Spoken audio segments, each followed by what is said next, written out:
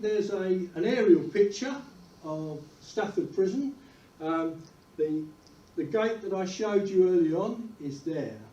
Okay, so you can see Jail Road. Stafford is over here, and this is Crooked Bridge Road, and that's the petrol station on the corner where that photograph was taken of that building on that side, and you can see the curvature of the building on the inside. The three initial buildings that were built from the 1793 was this building here, which was called the Lodge Gate. It had an administration in the middle. The condemned cell is the top right-hand cell in that corner. It had a flat roof. Oops, you don't see that just yet. It had a flat roof, and on the flat roof they would mount the scaffold. The discussions would go on in the condemned cell, and they would climb up onto the flat roof where the scaffold had been mounted. None of these buildings were here, okay, and you could get a crowd of somewhere between 10 and 15,000 to watch the public. And it was a feast day. It was a feast day where people were walking around with trays of food and drink. The pubs were doing very well. It was the Stafford boarding houses were packed. It really was a big event when it happened. Okay, they started to expand it, and they built A and B. Whoops, here we go again. Not very good at this, am I? They built A and B wing here, and C and D wing here. So they've got bigger cells. This is E and F wing, so two wings in the crescent. And where else are we? F is this wing here. This is the gymnasium. This is the kitchen, and people are employed there to show people how to lift weights properly and play football and all the rest of it. And they are they're employed by the prison service. As in the kitchens, there are chefs in the kitchens employed, but they then take people out from the population of the prison, and they teach them how to prepare food, how to be sports instructors and things like that, and they get certificates for it because it goes through the education system, and they go out and hopefully they get a job, but it is hopeful. The recidivism rates within prison are terrible. It is 84% within 4 years go back to prison. So it doesn't work. What else have we got here? This is the visitors area where they look through the bags and frisk you, and this is the visitors block. Visiting is most afternoons, 2 till 4, 2 till 5 sometimes, and then on one day they'll close it down completely and deep clean it and things like that. What else is there? The education block is that one there. The multi-denominational church is that one there. The main hall, which was originally built with the lodge and this block here, has some graves behind it of people that were hung at Stafford Jail, and more about that a little bit later. It is just like a little village on its own. There is another one of these gates down the bottom here, and they drive trucks through there, and these are now workshops, so supplies go into the workshop and come out as finished product, and they also supply to the kitchens food, which is then cooked, put into stainless steel trays, and wheeled round to the different A, B, C, D, E, F, G blocks, so that the prisoners can eat from those areas. When the flat roof was made a pitched roof, they built the scaffold there. This again wasn't here at that time. These workshops have been added later. Now, workshops, we train people in the prisons to do various jobs. They make all their clothing, the underpants, the shirts, the t-shirts. The guy that used to run the shop, and he was a prison service employee, he he used to have everybody in claret and blue T-shirts because he was an Aston Villa supporter, and he decided that there was going to be more Aston Villa supporters, more than they ever knew. But at other prisons, at Featherstone, they produce mattresses, and we need mattresses, so there's like a barter system for T-shirts and shirts. Yes, they still make mailbags. If you've got a car with a trailer and you've picked up the thing that goes on the back that holds your registration number and the lights, the likelihood is that it's been made, if it's made in the UK, in a prison. So they do make lots of other things.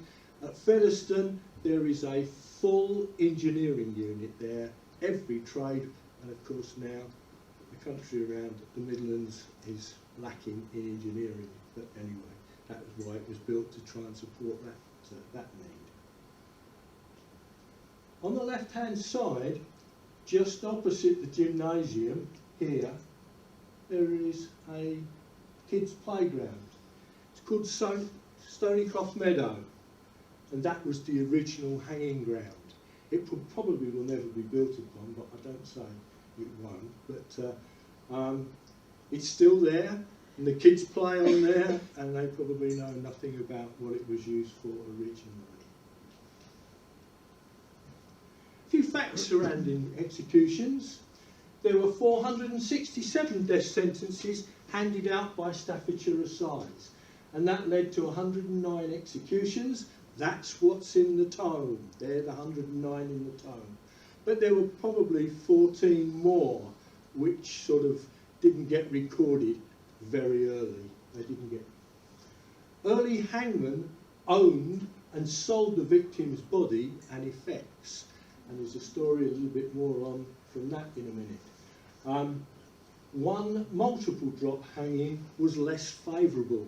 So if you've got 5 guys to hang and you're the hangman and you've got 10,000 people watching you, it's best to get 5 cheers, hang them one at a time, than it is to put all 5 up and just pull the rake for all 5 of them. So it really was, rough. And some of the mistakes that were made were incredible. During the late 17th, early 18th century, many necks were saved for transportation. And there were arguments in Parliament about that, because to hang a man, £10 plus a night's accommodation, put him on a ship, 40 quid to send him to Australia. Why should we pay that 30 odd quid extra, right?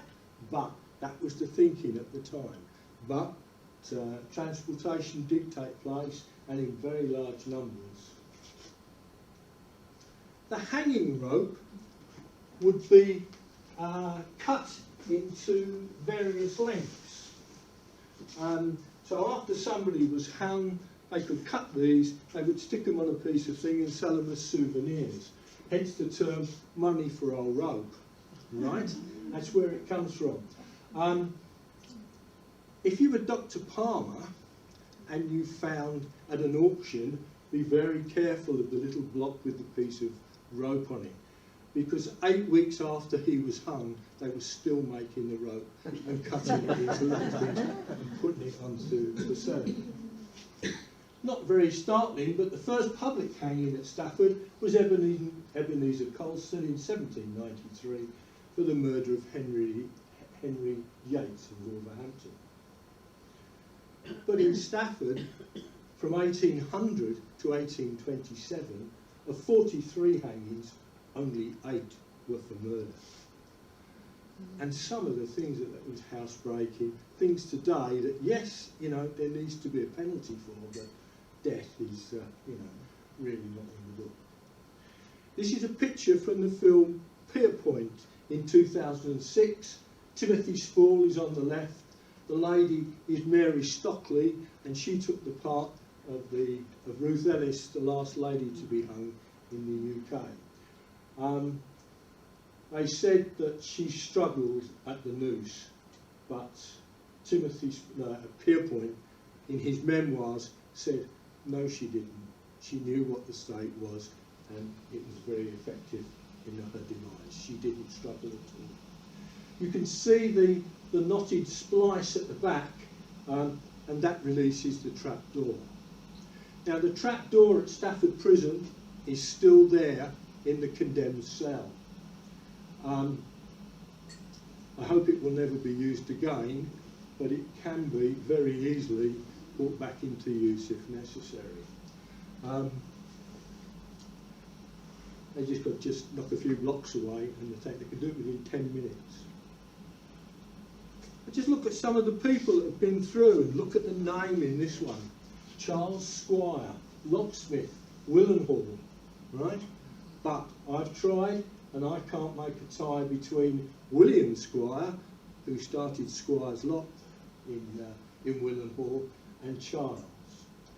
This is the wording on the indictment at the time: guilty of famishing, starving, killing and murdering James Green, his nailmaker apprentice at Willenhall. And of course Willenhall was in Staffordshire then. They did it for a year. Charles and his wife Hannah beat the boy with a hairbrush, applied red hot iron to him, rope bound into a beam in their shop, kept the boy without sufficient clothing, neglected and refused to give and administer to him sufficient meat and drink and nourishment, so that he died a year later.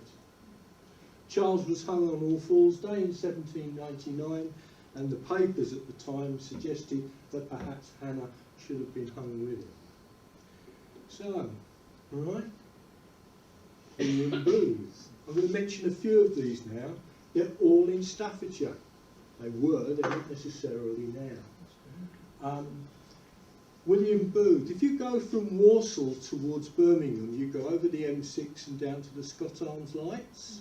And if you carry on straight across, you rise up the hill, and on the left is Booth's Farm Road. That used to be owned by the Perry Hall estate, and William Booth in 1800 bought the farm on some land at the end of Booth's Farm Road.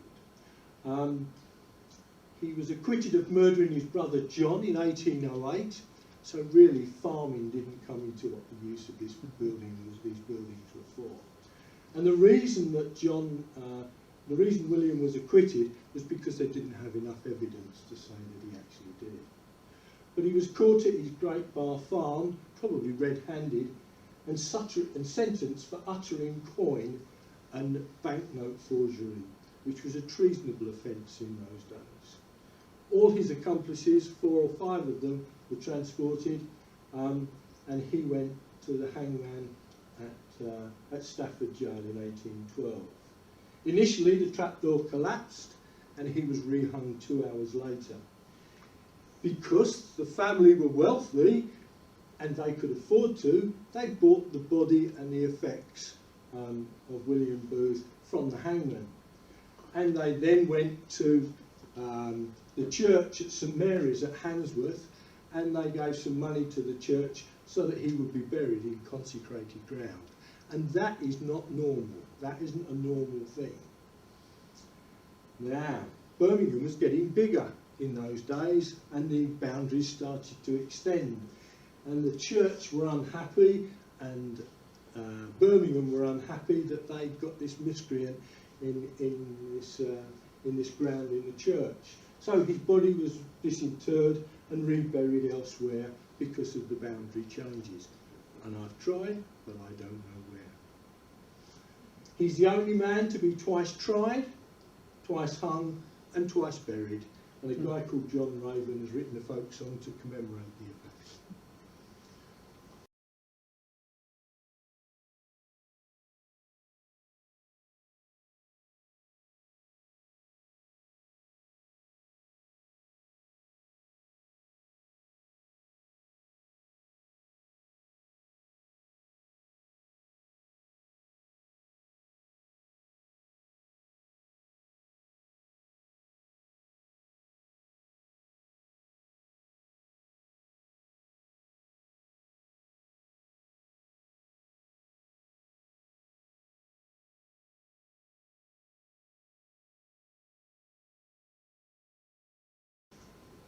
And there's Anne Statham.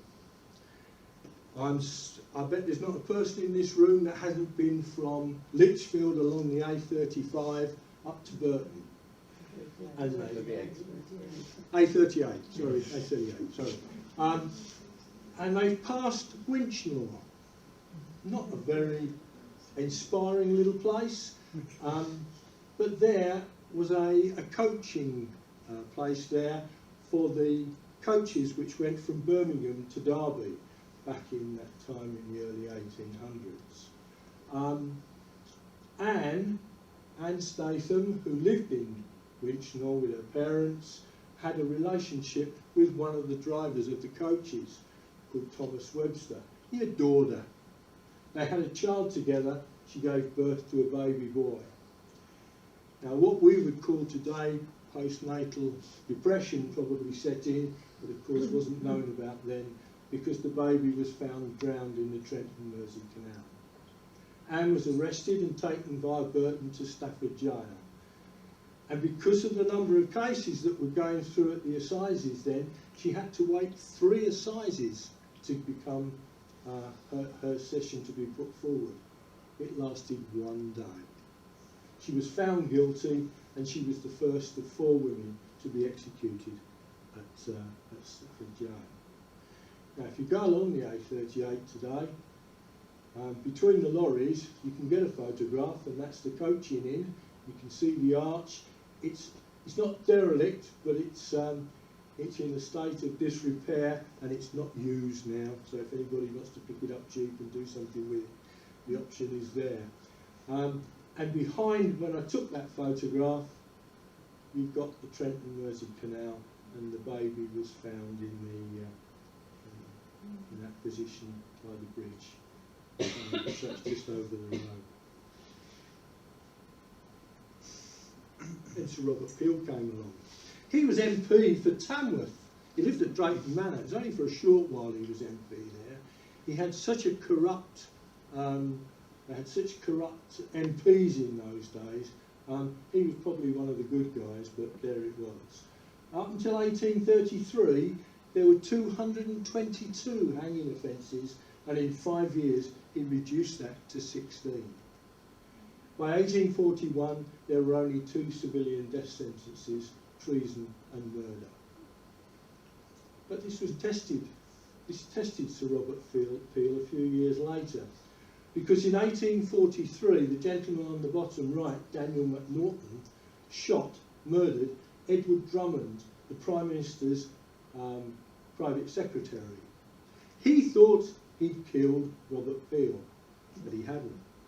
So his brief said to him, right, plea insane, because if not, you'll go to the gallows. And sure enough, the first case, the first insanity plea, he got away with it. When I say got away with it, he did go to Bethlehem, which was the hospital for mentally deranged prisoners at the time, what we would now term today Broadmoor.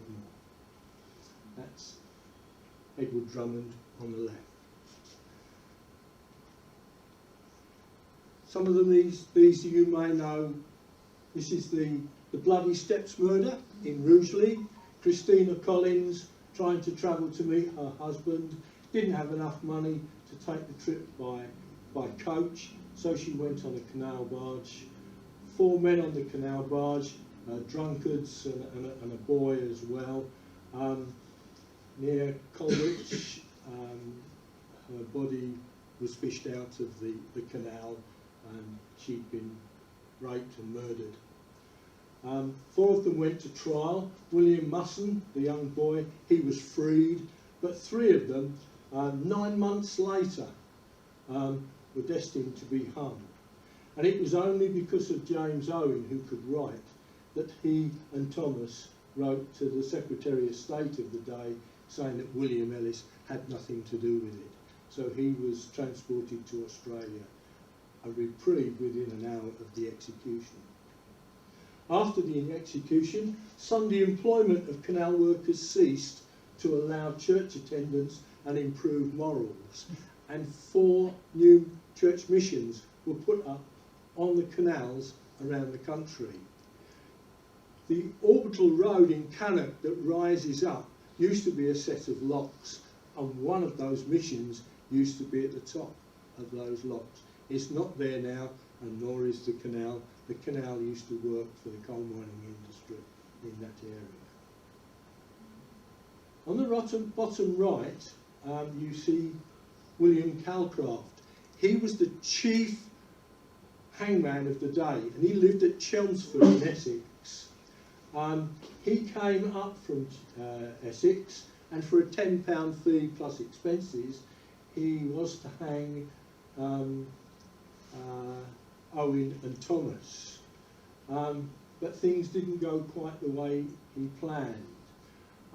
In the top right picture, they did hang them together. The scaffold was in the car park, and it was one for the pair of them.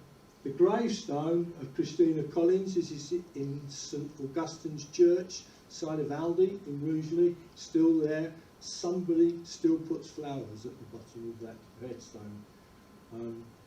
So that's still there. But what did happen is that George Smith, the next major hangman at the time. Now, this is a bit of duplication now, I'm afraid, because I found a photograph. I used to dress up like this when this happened. He wore a black scarf, muffler, whatever you like to call it, because he was there to give the crowd entertainment. He'd put a white coat on, and not just the white coat, but he'd wear a black top hat as well. So while he was doing this, he was entertaining the crowd. There's the bloody steps.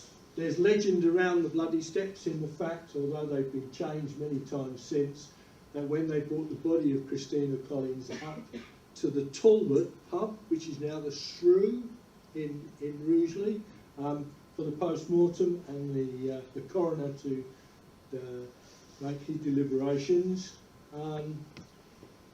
they carried her up the steps, and blood from her body dripped onto the steps, and on her birthday and on the date of her death, the legend is that her ghosts appear and the colour in the stones goes slightly red. I leave that up to your imagination. Okay.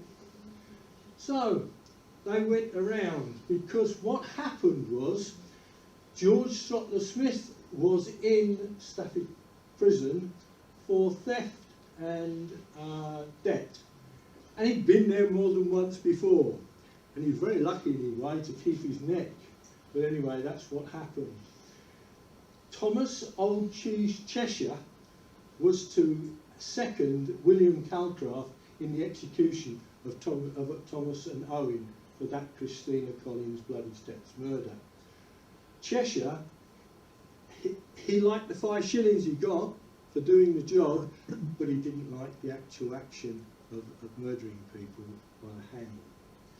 So he went and got drunk the night before, and when he arrived at the prison, they refused him entry. So there was Calcraft waiting for this hangman without a second. And, well, George Smith was either volunteered, or he did volunteer, to help Calcraft in that deed of hanging. Calcraft paid off Smith's debts, and this led to many more assists and solo hangings. So we say in prisons it's good to get people to do some work or get some experience of work so that when they go outside, but really hanging is not really the sort of thing you really want to be noted for. The word higgler, he was known in his locality of Rowley Regis, came from a good family but an obnoxious man, heavy drinker, and he was known as the Dudley Higgler, and that's a dialect word in Dudley for a hangman. But the other guys in the prison called him Throttler, and I've always known him as Throttler Smith. Anyway, so that's it. And this is the photograph that we found, which looks absolutely nothing like this, but anyway, you get the concept of what I'm trying to put over. I'd like to thank Chris, because that photograph was nothing like that. That's been enhanced, and I had terrible trouble doing it, and Chris stepped in and did that. And you can see it's not a perfect photograph now, but it's a hell of a lot better than what was there before, I'll tell you. So that's him in his working attire to entertain the crowds at the hanging. I thought when he sent it to me, it was a woman. There you go. Yes, I didn't tell him, I must admit, before we did it, but anyway, I told him afterwards. Now, there are two people in this room I know that know a lot more about Sarah Westwood than I do. If you go down to the Nag's Head at Burnwood, opposite Nag's Head you've got a stream, and at the side of it is Rake Hill, goes up the side there, and there is a nailer's cottage along there. And nailing used to be the work of the people in that area. Now, it's a very, very non-profitable way of bending metal. It's the worst of the lot. Sarah Westwood was Sarah Parker. She lived in Hammerwich. She met John Westwood, who was quite a religious man. And they married in 1923, St Michael's Church in Lichfield, on the top of the hill there. And 1823, sorry. Murdered her husband there, you probably know. She went into Walsall and bought some arsenic, which you could buy over the counter, because it was the form of rat poison. But he came home and from his nail making and had something to eat which was laced with the rat poison and promptly expired.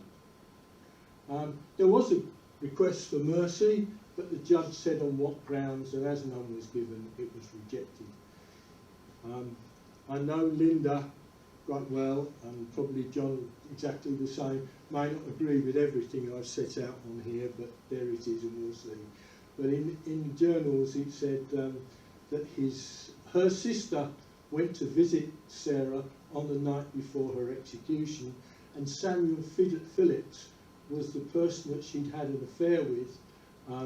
He was a lodger. He was a lodger there for 7 years, and it was probably towards the end, the 6th, 7th year, that the affiliation happened. Samuel Phillips, as I say, was ejected because, although purporting to be the sister's husband, the people there recognised him and he was ejected. She was in such a state of delirium that she was carried to the gallows and sat on the stool, and she was hung by George Smith, the ex-offender from Stafford Jail. Have I done her justice? Mm-hmm. Well, fair enough. All right. I'm sorry if there are mistakes in that. Now, in 2016, this court case was put at Stafford Crown Court in the actual room where the court is. It's a beautiful room. They did it up again a few years back. The Creative Arts Theatre of Stafford put this, and it tells you the story of Sarah Westwood. It's supposed to be coming again. I've been in touch with the guy from the Creative Arts Theatre, but they don't know a date. As I say, they're doing up the Shire Hall at the moment, and how long that will take, they don't really know. So there's no fixed date, but they have been approached by Stafford authorities to actually put on the show again. So we'll see if that happens.